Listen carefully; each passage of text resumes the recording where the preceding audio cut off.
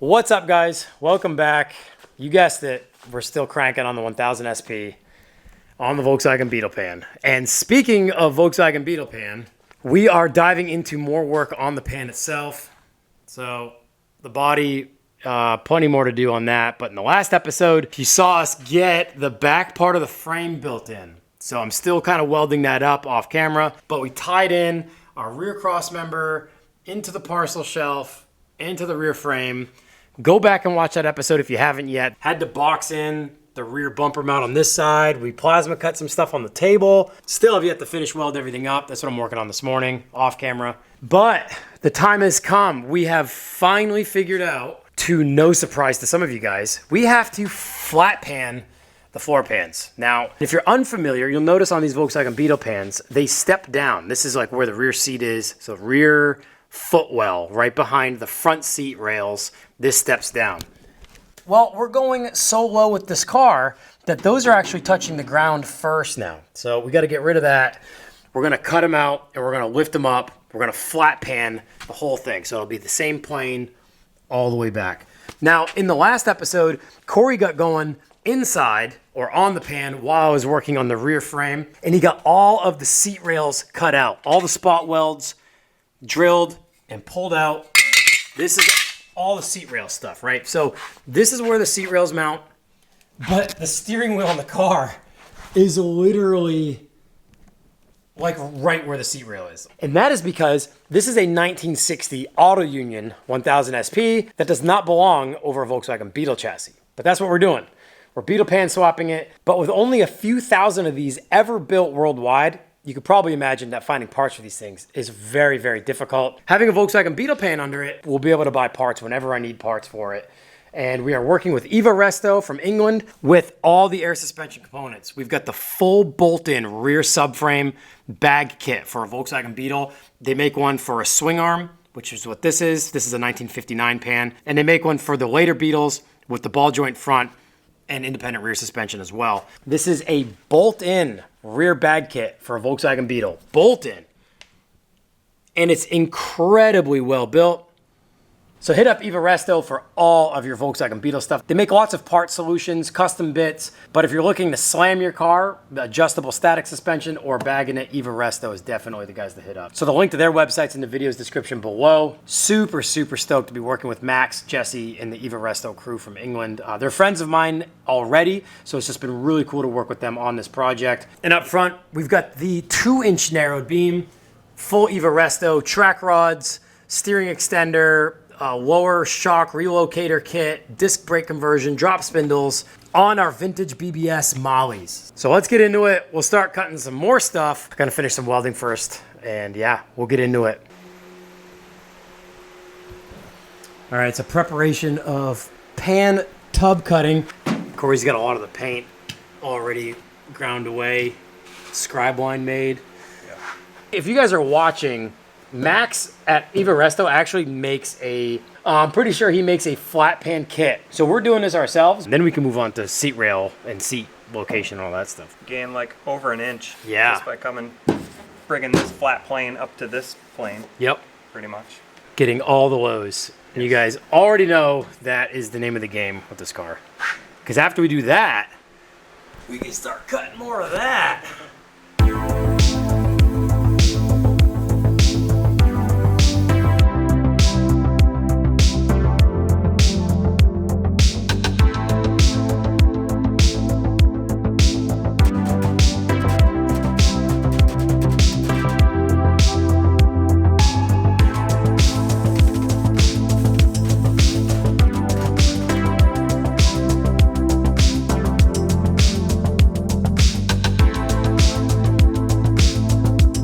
All right, well, I am welding up the back half of the frame, not really filming too much of it. Ran out of wire, so kind of paused to reload a spool of wire. But Corey has one side like hammered out, you know, lots of hammer and dolly work to get all these angles rolled up and flat. You can see he cut a couple slits there. Yep. But man, it's crazy to try to get it on camera. Like, just look at the valley as it goes down, you know, starts here and heads down. And then here we're flat. And you can see, I wonder, can you see the other side from that side?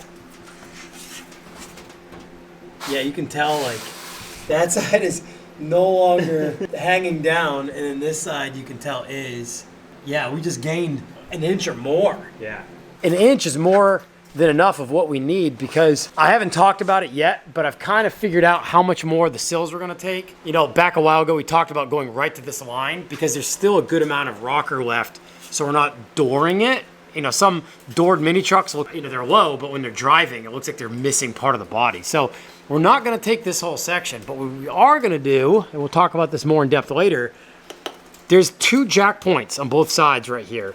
And that's about another 3/4 of an inch up. And that's where we're gonna go. We're gonna take ultimately half of this. We're gonna go right there. That'll touch the ground. Right now, this is touching the ground. That's gonna ultimately touch the ground. And that 3/4 of an inch is enough for our rear tire height to the parcel shelf. That'll get us there. And what Corey's doing now in flattening the floor pan out is gonna get us that drop too. So we won't quite lay floor, but we'll lay body. I cut out maybe, you know, a 1/2 inch at the biggest part, and then just where it goes down like this, I hammered it flat this way, and then the same with the top, I hammered it flat that way. So they're just, they're overlapped a tiny bit here, and then I'll stitch weld it all the way around, and Yep. it'll be a brand new floor. Perfect.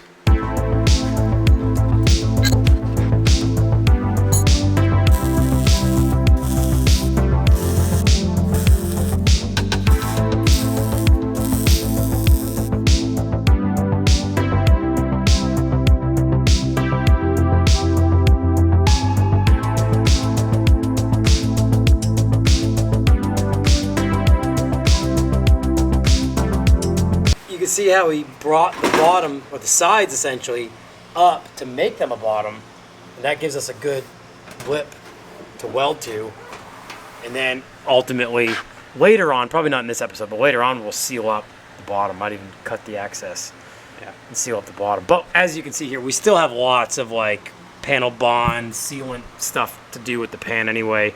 The tunnel was kind of rusty in some spots, and some of those plug welds didn't take, but it's crazy to like see this pan as flat. You can see the tunnel's much lower now. Yeah. When before it was these that was the lowest. It's really not that bad if you guys haven't done this before. Like, most of the work is all the hammer and dolly work, laying everything out. Yeah. You know, you kind of scribed everything and cut it, but then the majority of the work was hammering. That is a game changer, it really is, because if you're slamming your Beetle, or in this case, an Auto Union 1000 SP, and that's getting in the way, getting those up is crucial. And as you can see where the original seat frame was, that doesn't bother your seats at all. Yeah. If you're actually in a Beetle, it doesn't matter. Yep. Your battery will be a little bit higher. But Yep.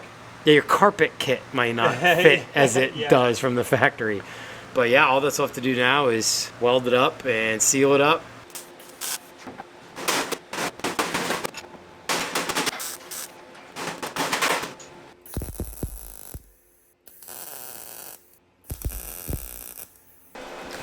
All right, so Corey is making his way through the first flat pan, and we ran out of gas, and I just got one of these. This is a big boy. It took me about 2 years to get through the first one of these. Now, granted, there wasn't this much fabrication going on, but he ran out mid-weld, and our buddy Sam just showed up. It was gonna be like a few of us kind of getting a handful of things done on this thing, and it's 4 p.m. They close at 4:30. And you got to get through a gauntlet of like afternoon traffic to get there. So I just ran out, ran back. We're back in action. Didn't film any of that because it was just go, go, go. All right, so a lot of you guys that have been on the channel and seen all of the 1000 SP videos, you may have noticed that there is a giant, and I mean like 18-inch, 16 to 18-inch dent on the passenger side just below the fin body line behind the rear window. And it's big, and although the paint isn't polished out yet, Sam here brought his hammer and dolly set to kind of work on it, and already it's like, I don't know, like half of it's like out already. Now obviously we've got some serious tight stuff in here, which is fine, but already, like, I mean, it started like right about here. Since he had nothing going on, and we've got everything going on here, decided to try to take a stab at that and the one in the front by the grill, which is going to be the that's going to be the tricky one. So he's working on that. Corey's welding in on the floors. I'm over on the laser machine getting some boot stuff sorted out before we get the seats down. But this one here is going to be the wild one. Now, we need to be able to fit a grill in here, and we can't right now because it's been pushed down. All right, guys, well, here's the idea for the seats in the 1000 SP. A rear bucket seat out of my Euro 635 CSI E24. Now, when I shipped that car out to California, I honestly didn't think, I don't even know if I owned that car. But for some reason, I took him out of the car when I shipped it to California to ultimately sacrifice this drivetrain in the E23 7 Series, because I just thought that there'd be a cool bucket seat for a project like one of these cars. You know, we've got bomber seats in both the 700 and in the Corvair. So having small little bucket seats have been something that, you know, I really like using. And these actually are comfortable. You know, they're kind of small. They're obviously a back seat, but I kept them nonetheless. The shape is wild. I mean, it's just like a molded plastic back and bottom. There's only 2 metal mounting tabs on the whole seat, and they're in the front. So it's gonna take a little bit of work to make like a cool seat bracket for it. But I thought this was a really cool idea. A German back seat that'd go in a German car, essentially.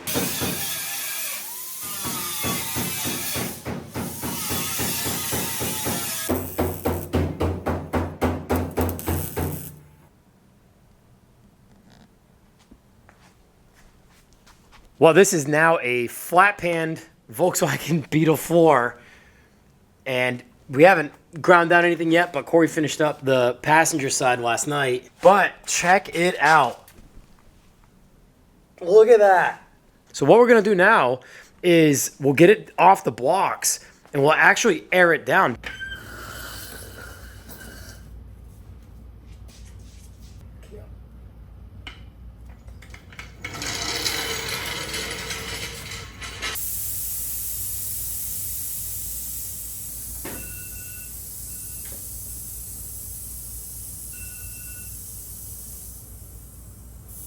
The skid plate is laid flat.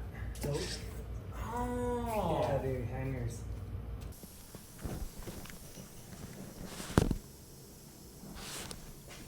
Well, the skid plate is on the floor.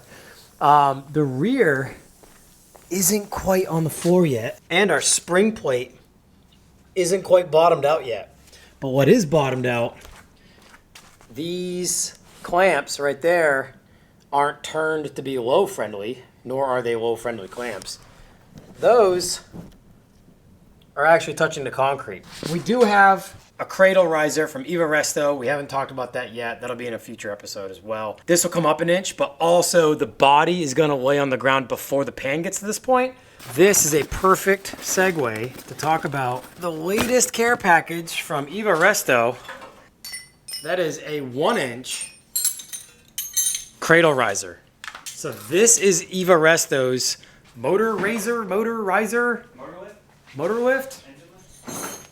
So this is basically the engine lift cradle from EvaResto. It does exactly what it looks like it does. This is where your transmission, aka motor mounts, normally mount.